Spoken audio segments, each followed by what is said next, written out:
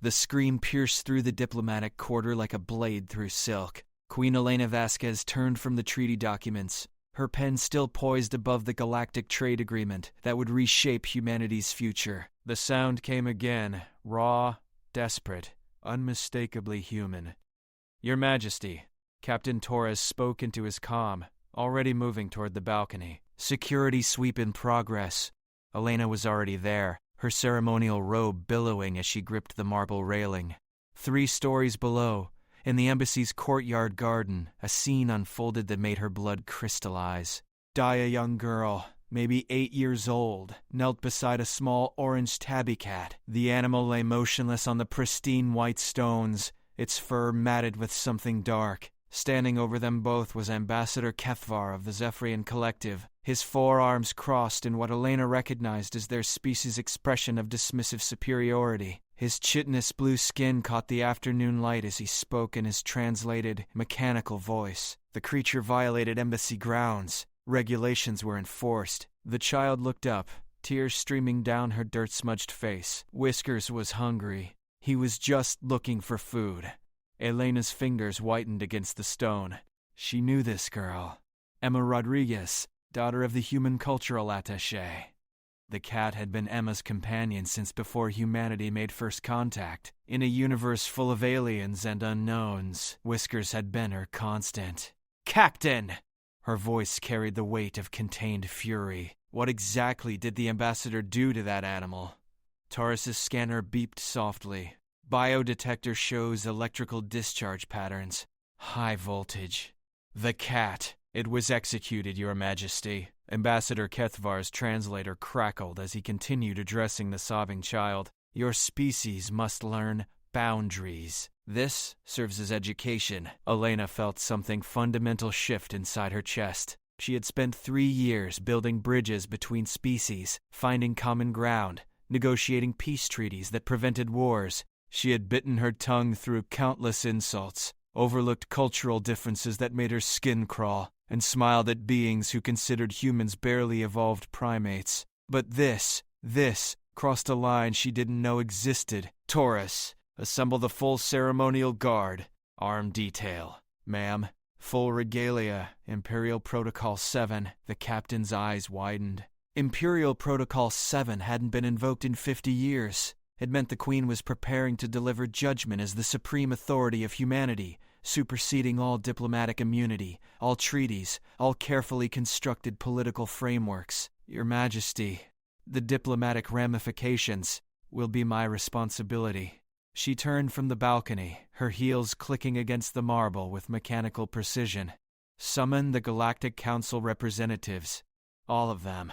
Emergency session in the main hall." "Ma'am, Ambassador Keth'var has immunity under the—" "Not anymore." Elena moved through the embassy corridors like a gathering storm. Staff members pressed themselves against walls as she passed, recognizing something in her bearing that bypassed rational thought and spoke directly to survival instincts.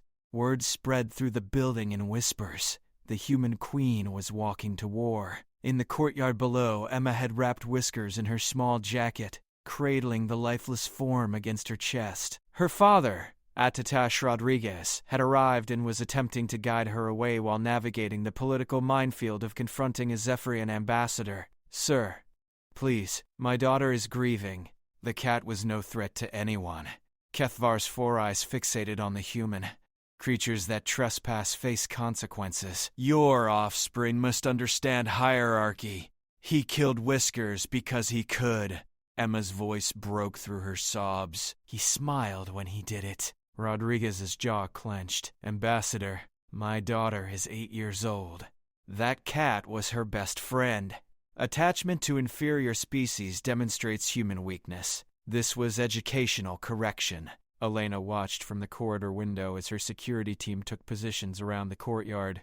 The other alien ambassadors were beginning to gather in response to her summons, their various species clustering in concerned groups. The Altarian serpent delegates coiled nervously. The crystalline Etherians chimed with agitation. Even the normally stoic Drakmari shifted their weight uncomfortably. They could all sense what was coming. The main hall doors opened with the slow ceremonial wait reserved for state occasions. Elena entered wearing the Crown of Unity, a circlet forged from metals representing every human colony world. Behind her walked 12 royal guards in full battle armor, their weapons clearly visible despite the diplomatic setting. The assembled aliens fell silent. Elena took her position at the head of the great table, her hands flat against its surface. When she spoke, her voice carried the authority of 8 billion humans across 50 star systems. Today, one of our children was taught that life has no value, that the strong can destroy the weak for entertainment, that crushing something beautiful and innocent is an acceptable exercise of power. Her eyes found Keth'var among the crowd. Today, someone made a grave miscalculation about what humanity will tolerate. The silence stretched until it became physical pressure in the room. Elena smiled, not with warmth but with the terrible certainty of someone who had just decided the rules of engagement.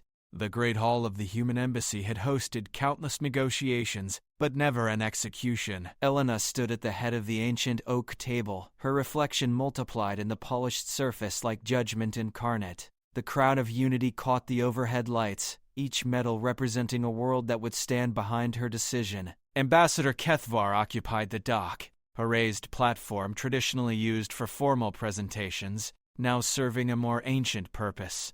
His 4 arms remained crossed in Zephyrian defiance, but Elena noticed the slight tremor in his secondary limbs. Fear had a universal physiology.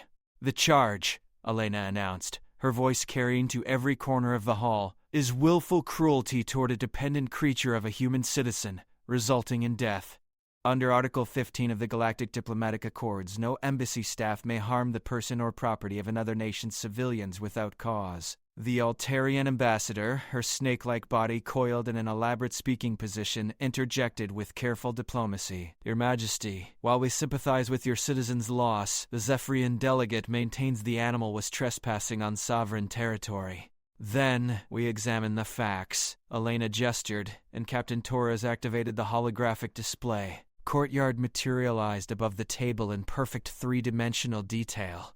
"Ambassador Keth'var, please describe the threat this 8-pound domestic cat posed to the Zephyrian collective." Keth'var's translator buzzed with mechanical indignation. "The creature violated clearly marked boundaries. Security protocols demanded. Security protocols." Elena's repetition carried the weight of mockery. "Show us these threatened security assets." The hologram zoomed in on the embassy's corner where Whiskers had been killed.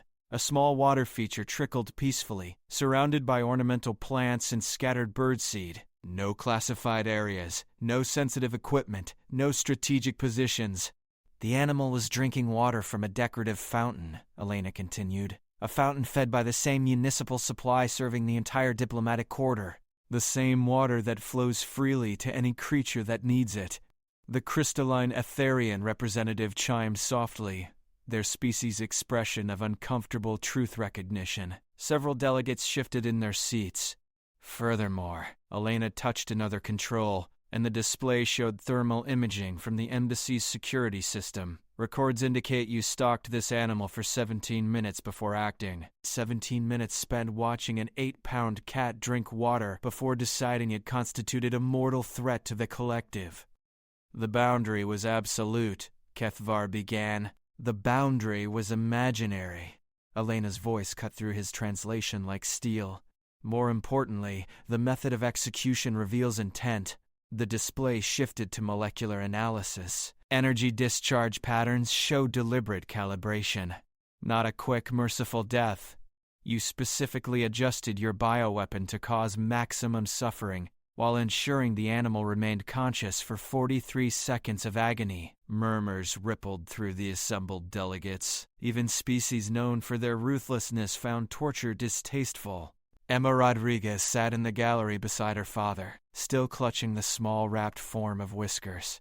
Her eyes never left Keth'var, and Elena saw something in that child's gaze that transcended grief, a recognition of evil that would shape her understanding of the universe forever. "Your Majesty," the Drakmari warchief's voice rumbled from his position near the back, "while this death is regrettable, surely diplomatic immunity was revoked the moment Ambassador Keth'var chose to torture a child's companion for his personal entertainment." Elena's interruption carried finality. Immunity exists to protect legitimate diplomatic functions. It does not shield sadism. She walks slowly around the table, her footsteps echoing in the sudden quiet. Let me tell every species present understands something fundamental about humanity. We are not the strongest beings in this galaxy. We are not the most technologically advanced. We do not have the largest fleets or the most resources. Elena stopped directly in front of Keth'var's platform. But we are the species that domesticated wolves. We are the beings who looked at apex predators and said, I will make you love me. We turned killers into companions, predators into protectors. We created bonds that transcend species, transcend biological programming, transcend rational thought. Her voice dropped to barely above a whisper, but each word reached every ear in the hall. And we did this because we understand something most species never grasp, that love is not weakness. That protecting the innocent is not sentiment, that the measure of a civilization is not its power, but its compassion. Elena turned back to the assembly. Ambassador Keth'var failed this measure when he chose cruelty over mercy. He failed it when he tortured an innocent creature. He failed it when he looked into a child's eyes and decided her pain was amusing. Captain Torres stepped forward carrying an ornate case. Inside, nestled in red velvet, lay the Executioner's Seal, an artifact not used since humanity's earliest expansion into space, when justice was swift and absolute. By the authority vested in me as queen and protector of human citizens throughout known space, Elena lifted the seal, its ancient metal warm in her palm. I invoke blood justice for crimes against humanity's dependents. The hall erupted. Alien voices rose in protest, in fear. Through it all, Elena remained motionless. The seal steady in her grasp. The seal in Elena's hand felt heavier than its physical weight suggested.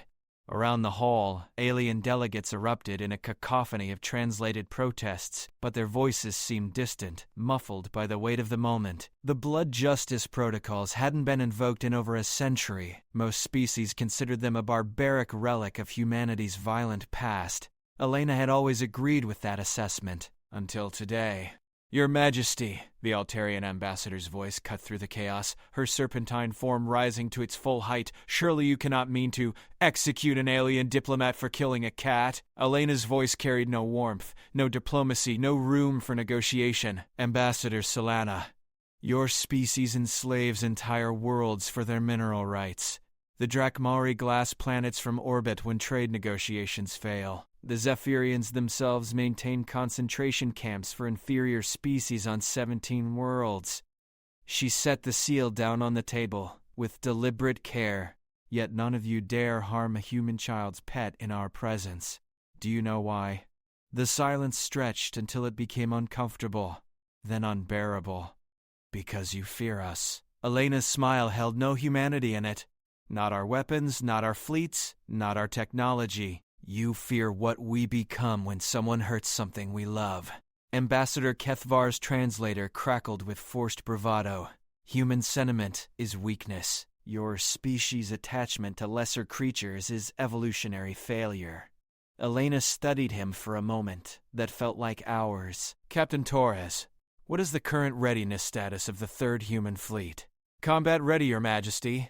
Admiral Chen reports all vessels armed and awaiting orders. The Seventh Fleet? Battle positions achieved 30 minutes ago. The Colonial Guard?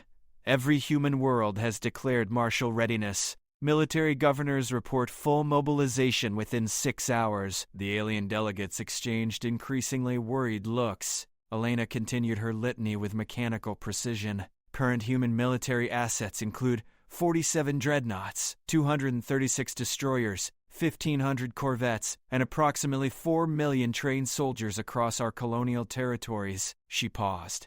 All because Ambassador Keth'var decided to torture a cat named Whiskers. The Drakmari war chief's voice rumbled with something approaching respect. You would start a galactic war over one small animal? No. Elena lifted the seal again. I would end one. The distinction hit every delegate simultaneously. This wasn't about starting a conflict. It was about finishing one before it could begin. Elena wasn't threatening war. She was demonstrating what happened when someone crossed humanity's most sacred line. The Zephyrian Collective has exactly one opportunity to avoid total annihilation, Elena continued conversationally. Ambassador Keth'var submits to human justice immediately, or his species faces the full military might of humanity united in grief. You cannot be serious. Keth'var's voice wavered for the first time. Over one insignificant creature. Whiskers wasn't insignificant. The voice came from the gallery. Emma Rodriguez stood on her chair, still holding her wrapped friend, her young voice carrying across the silent hall. He was brave and funny, and he liked to sleep in sunbeams. He never hurt anyone. He just wanted to be loved. Elena felt something crack in her chest. Not break, but transform. The child's words carried more moral authority than every treaty and protocol in the galaxy. Emma, Elena said gently, would you like to speak for Whiskers? The 8-year-old nodded gravely and walked to the center of the hall, her small form dwarfed by the alien delegates towering around her. She unwrapped her jacket to reveal the orange tabby, cleaned, but still lifeless. Whiskers came from the animal shelter on Earth, Emma said, her voice steady despite her tears. The lady there said nobody wanted him, because he was already old and he had one eye and he walked funny because his back leg got hurt before I knew him. The hall remained absolutely silent, but I wanted him. Daddy said we couldn't keep pets in space, but I promised I'd take care of him forever and ever. Emma stroked the cat's fur with infinite gentleness. He was scared on the ship at first, but then he learned to like looking at the stars through the windows. He made this little chirping sound when he was happy. Elena watched, hardened alien warriors, beings who had witnessed the destruction of worlds, look away from the child's grief. He wasn't trespassing, Emma continued. He was just thirsty.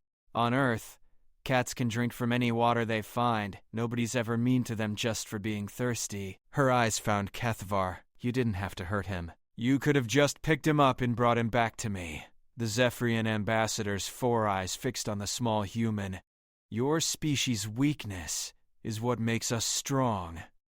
Elena's voice sliced through his words. Emma, thank you for speaking for Whiskers. He was lucky to be loved by someone like you. Elena turned back to Keth'var. You've heard the victim impact statement. You've seen the evidence. You've been offered the opportunity to explain your actions. She lifted the seal one final time. Do you have any last words before I pass sentence? Keth'var's form seemed to shrink on the platform. I did not know the creature held such meaning. In my culture, your culture, Elena interrupted, is about to learn why you don't torture things humans love. The seal came down on the table like the closing of a tomb. The sound of the executioner's seal striking oak echoed through the hall like a gunshot. In the sudden silence that followed, Elena felt the weight of 8 billion human lives settling on her shoulders, not as burden, but as authority. Every human who had ever loved a pet, who had ever mourned a companion, who had ever felt the unique grief of losing something innocent and trusting, stood behind her decision. Ambassador Keth'var of the Zephyrian Collective, her voice carried the formality of absolute judgment. You are guilty of willful cruelty resulting in death. Under the ancient laws of blood justice, you are sentenced to... Wait! The voice cracked with desperation. Keth'var's forearms uncrossed, his species' ultimate gesture of submission. Please, Your Majesty, I invoke the right of substitution. A ripple of surprise passed through the alien delegates. Elena's expression didn't change, but internally she felt a moment of satisfaction. The right of substitution was an ancient diplomatic protocol, almost never used because of its extreme requirements. Explain the terms you propose, Elena said carefully. Keth'var's translator buzzed frantically as he spoke in rapid, panicked clicks. I offer myself as permanent bondservant to the injured party. My life in service to, he gestured toward Emma, to the small human, until she deems my debt paid. The Altarian ambassador coiled in surprise. Bond service to a child? For how long? Until she forgives me. Keth'var's voice dropped to barely audible levels. Or until I die. Elena studied the Zephyrian carefully. Bond service was essentially slavery, but it included a component that made it acceptable under galactic law. The servant chose the arrangement, and the master could release them at any time. It was also irreversible once accepted. More importantly, it was a life sentence. Zephyrians lived for centuries. Emma, Elena called softly. Do you understand what the ambassador is offering? The 8-year-old looked between Elena and Keth'var with the serious expression of someone processing concepts far beyond her years. He wants to be my servant forever.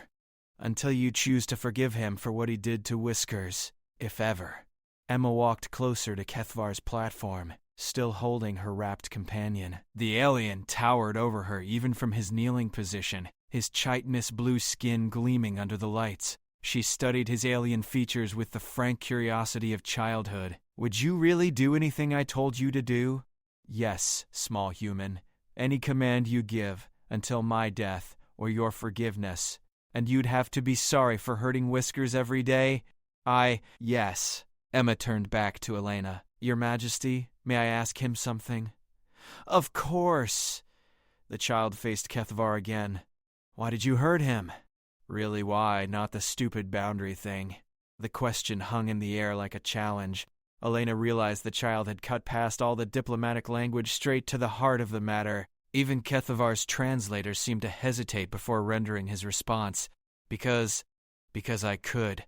Because your species cannot stop me. Because in my culture, might determines right, and I am mighty while your pet was weak. That's a mean way to think, Emma said simply. Yes, small human, it is. Emma looked down at Whiskers one more time, then back at the towering alien. If I said yes to your bond service thing, would you have to learn to be nice instead of mean? I would have to become whatever you required me to be.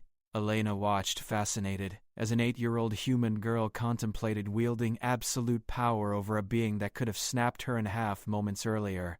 Every adult in the room, human and alien alike, tensed as they waited for her decision.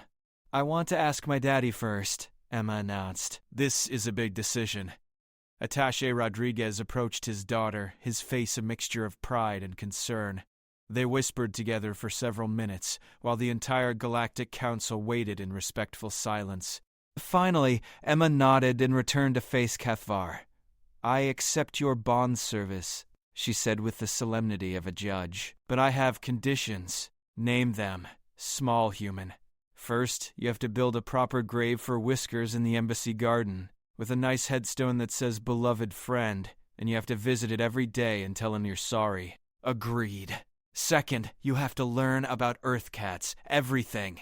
How to take care of them, what makes them happy, what hurts them. You have to become an expert. Agreed. Third, Emma's voice trembled slightly but held firm. You have to help at animal shelters. Not just here, but wherever I go. When I grow up and travel to different planets, you come with me and we help animals that don't have homes. Elena felt a surge of fierce pride. The child was turning her grief into purpose, her pain into protection for other innocent creatures. I agree to all terms, Keth'var said. Do you accept my service, Master Emma? Emma considered the title with the gravity it deserved. Just Emma is fine, and I don't want a servant. She paused, searching for the right word. I want someone who will help me make sure no other animals get hurt the way Whiskers did. Elena stepped forward and lifted the executioner's seal one final time. By the authority vested in me as Queen and Protector of humanity, I witness this bond freely entered. Ambassador Keth'var, you are no longer a representative of the Zephyrian collective. You are bond sworn to Emma Rodriguez, citizen of humanity, until such time as she releases you or death claims you. She brought the seal down on the table once more, not as judgment, but as witnessing. The sentence of blood justice is commuted to life service. The debt will be paid in protection of the innocent rather than payment in blood. Elena looked around the hall at the assembled delegates, each representing species that had just learned something fundamental about humanity. Let this be remembered throughout the galaxy. We are the species that turns enemies into friends, predators into protectors, hatred into healing, but we are also the species that never forgives those who hurt the innocent. 3 hours after the bond service ceremony concluded, Elena stood in her private office watching the embassy courtyard through bulletproof transparency. Below, Keth'var knelt beside a small rectangular plot of disturbed earth, his 4 arms carefully arranging stones in what would become Whiskers' memorial. Emma sat nearby in a chair her father had brought from their quarters, providing quiet supervision. The other alien delegates had departed in various states of shock, confusion, and grudging respect. The Drakmari war chief had lingered longest, studying the scene in the courtyard with something approaching approval before finally lumbering away. Even apex predators apparently understood the concept of proportional response. Your Majesty. Captain Torres entered carrying a steaming cup of Earth-imported coffee, real beans, not the synthesized substitute that passed for caffeine in most of the galaxy. Admiral Chen reports all fleets are standing down to normal readiness. Thank you, Captain. And the Zephyrian response? Collective Command issued a formal statement an hour ago. They're distancing themselves from Keth'var's actions, calling it an unfortunate incident caused by cultural misunderstanding. Elena sipped her coffee and continued watching the courtyard. In other words, they're afraid we might decide one execution wasn't sufficient deterrent. That would be my assessment, yes ma'am. Through the windows they watched Emma leave her supervision post and walk to where Keth'var was arranging stones. The alien immediately stopped working and gave her his full attention. The first lesson in bond service was that the master's wishes took precedence over all other considerations. Emma said something they couldn't hear through the reinforced glass. Keth'var's response was equally inaudible, but his body language suggested confusion.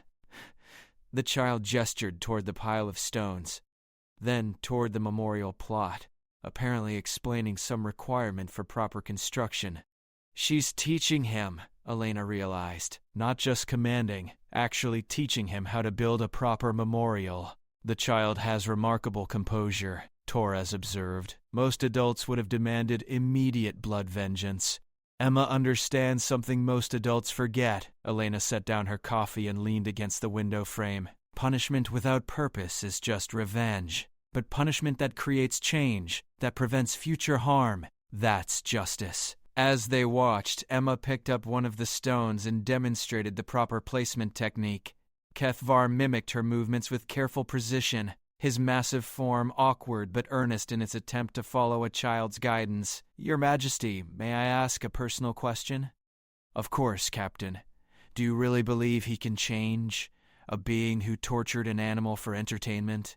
Elena considered the question while watching the unlikely pair below. 3 years ago, when we first made contact with the Galactic Council, how many species considered humans worthy of basic respect? According to the initial cultural assessments, approximately none, ma'am. And now? Torres smiled grimly. After today, I suspect that number has increased significantly. Change is possible, Captain, but it requires consequence, guidance, and time. Elena gestured toward the courtyard. Emma is providing all three. She could have demanded his death. I would have granted it without hesitation. Instead, she chose to make him useful. A soft chime indicated an incoming priority communication. Torres activated his headset, listened for a moment, then frowned. Ma'am, it's Director Chen from Earth's Department of Xenobiology. She says it's urgent. Hi? Elena accepted the communication link. Sarah Chen's holographic form materialized above the conference table, her usually composed features showing signs of excitement. Your Majesty, I hope I'm not interrupting, but I've been monitoring the embassy feeds, and I had to contact you immediately. What's the urgency? The bond service ceremony. It was broadcast live across 17 species communication networks. The response has been unprecedented. Elena raised an eyebrow. How so? We're receiving communications from animal rights groups, environmental protection organizations, and humanitarian coalitions across the galaxy. Apparently Emma's conditions for Keth'var's service have inspired a movement. What kind of movement? Dr. Chen's excitement was palpable. 3 different species have proposed joint legislation to establish universal protection standards for companion animals. The Etherian crystals are offering to fund animal rescue operations on frontier worlds. Most significantly, the Altarian Serpent Congress just voted to ban recreational hunting in their territory. Elena stared at the hologram. Because of a little girl and her cat? Because of what that little girl showed them justice could look like? Dr. Chen corrected. Your Majesty, I've studied interspecies relations for 15 years. I've never seen anything create this kind of cross-cultural response. Through the window. Emma was now sitting cross-legged next to Keth'var, both of them arranging stones in careful patterns. The alien's movements had gained confidence, and Elena could swear she detected something approaching gentleness in his handling of the memorial materials. Director, I want you to establish formal contact with these groups. If they're serious about protection legislation, humanity should be involved in drafting it. I've also taken the liberty of reaching out to Earth's animal welfare organizations. Several groups are volunteering to provide training materials for Keth'var's rehabilitation. Elena almost smiled at the careful terminology. His education, you mean? Yes, Your Majesty. His education in compassion. After the communication ended, Elena remained at the window watching the memorial construction. The sun was setting behind the embassy complex, casting long shadows across the courtyard. Emma had produced a small brush from somewhere and was carefully cleaning dirt from each stone before Keth'var placed it in the growing structure. Captain, arrange for a groundskeeping crew to provide proper tools and materials for the memorial. If they're going to build it, let them build it correctly. Yes, ma'am. Anything else? Elena considered the question while watching an 8-year-old girl teach a centuries-old alien the value of gentleness. Send a message to Emma's father.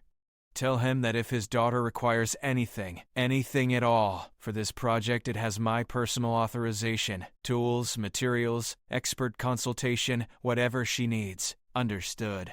As Torres left to arrange the details, Elena remained at her window, watching the day's last light fade over the strangest partnership she had ever witnessed. Tomorrow, the real work would begin. Keth'var had centuries of ingrained cruelty to unlearn. Emma had a lifetime of healing to guide.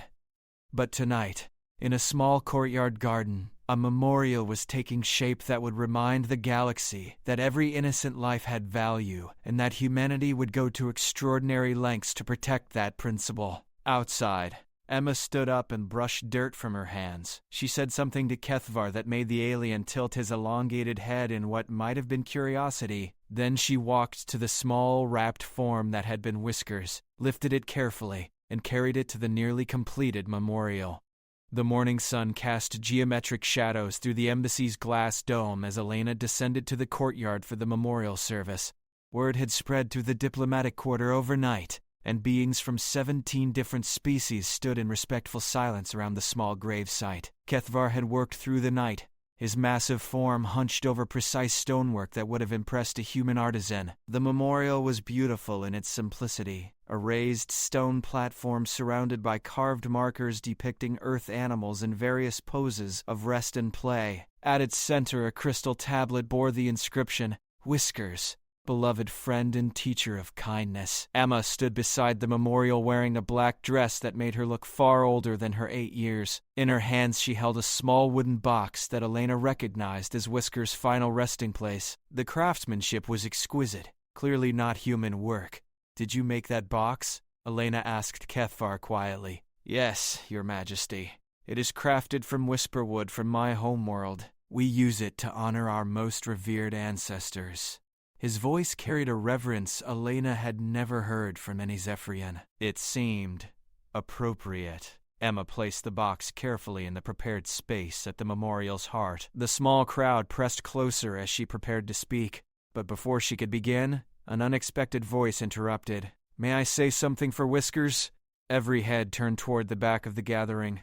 Admiral Chen of the Human Third Fleet stepped forward, her dress uniform immaculate, despite having traveled through 3 jump points to reach the embassy. Behind her walked Captain Morrison of the SSV Yorktown, Colonel Vega from Mars Colony Command, and a dozen other high-ranking military officers Elena hadn't expected to see for weeks. Admiral? Elena's surprise was genuine. I thought you were conducting fleet exercises in the Outer Rim.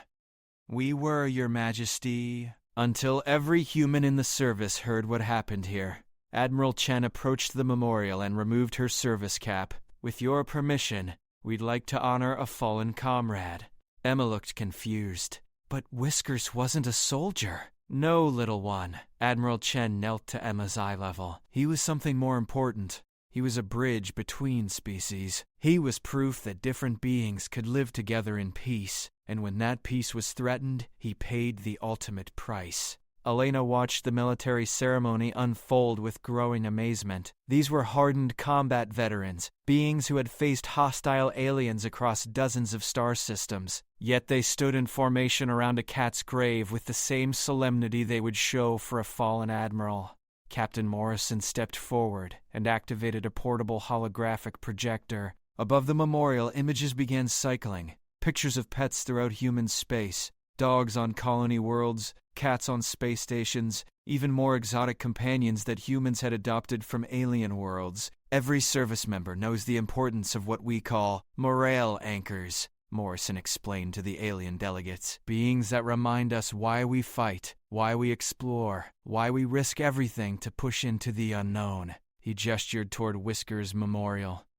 They anchor us to home and humanity when we're millions of light years from Earth. The holographic display showed human soldiers playing with their companions, families saying goodbye before long deployments, reunions after successful missions. Elena saw several alien delegates lean forward with interest. This was a side of humanity they'd never witnessed. "Admiral," called the Drakmari war chief from his position at the edge of the crowd, "your warriors fight more effectively when they have these, emotional attachments." "Not more effectively," Admiral Chen corrected. "More purposefully. A soldier who fights because he's ordered to will do his duty and go home. A soldier who fights to protect something he loves will remake the galaxy if necessary." Elena felt a chill of recognition. The Admiral was explaining in military terms exactly why humanity's response to Whiskers' death had been so overwhelming. It wasn't about the cat, it was about what the cat represented.